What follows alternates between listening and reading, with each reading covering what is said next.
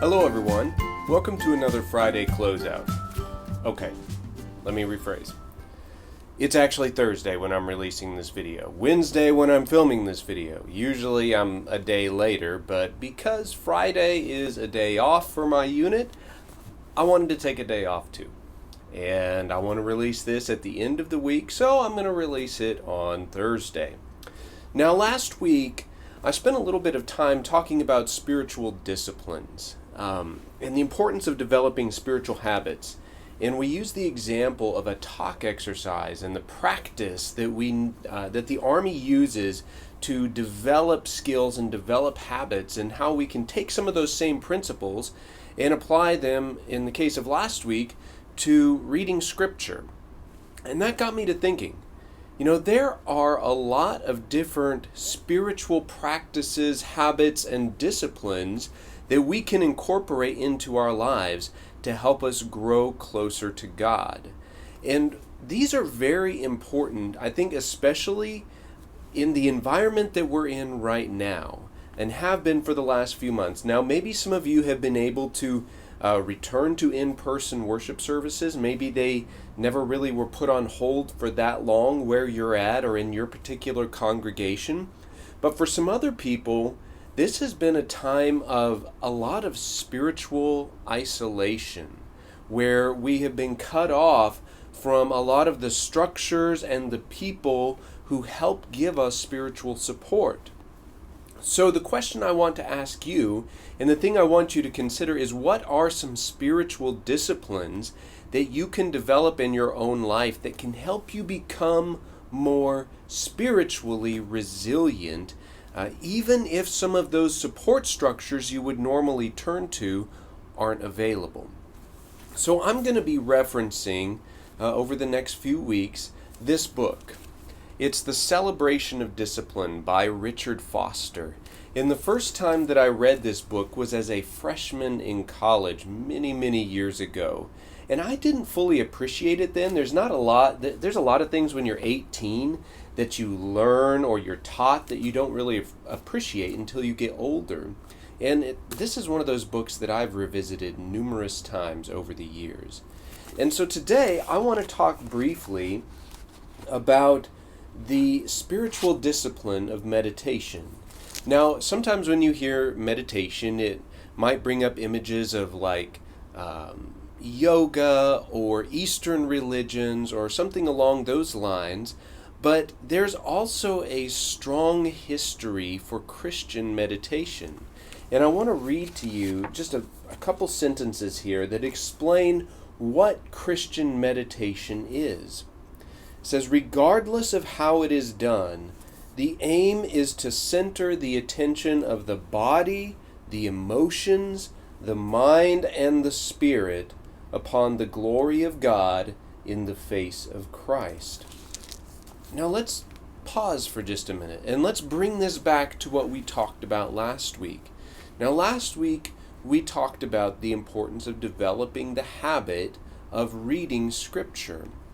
And when you take that and you combine it with the spiritual discipline of meditation, you have a potent 1-2 punch of spiritual practice that you can begin to incorporate into your life today, this weekend, this long weekend.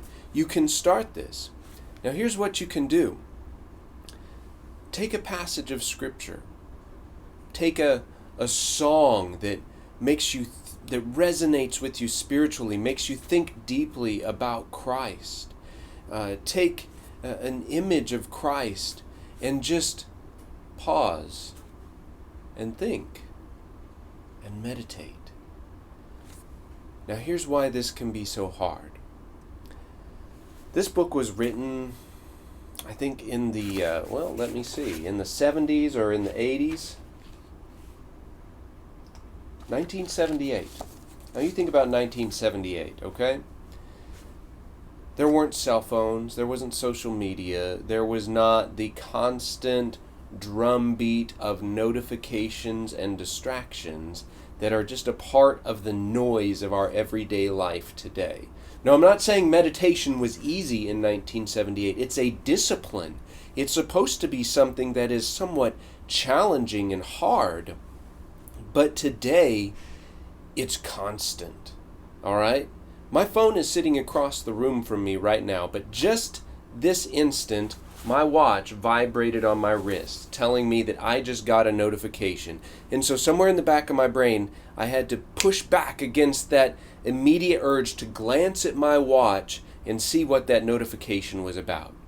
Now you take that throughout the whole day, and you have dozens, if not hundreds, of notifications just on your phone, not even talking about other things, that are vying for your attention. So what this practice of meditation does is it forces us to quiet ourselves, quiet our devices, and truly focus on Christ and on the spiritual. So as we go into this weekend, and as you take what we learned last week and what we are learning this week about spiritual disciplines and about the practice of meditation, I want you to make a conscious effort to carve out some space in your day. It doesn't even have to be a lot of space. You can start very small.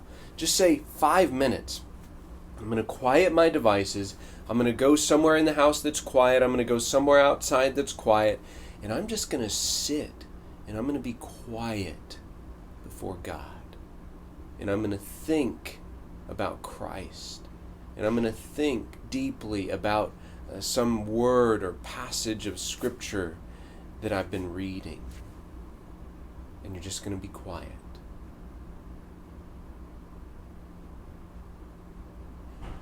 That was just a few seconds that I was quiet on this video, but you see how kind of awkward that is?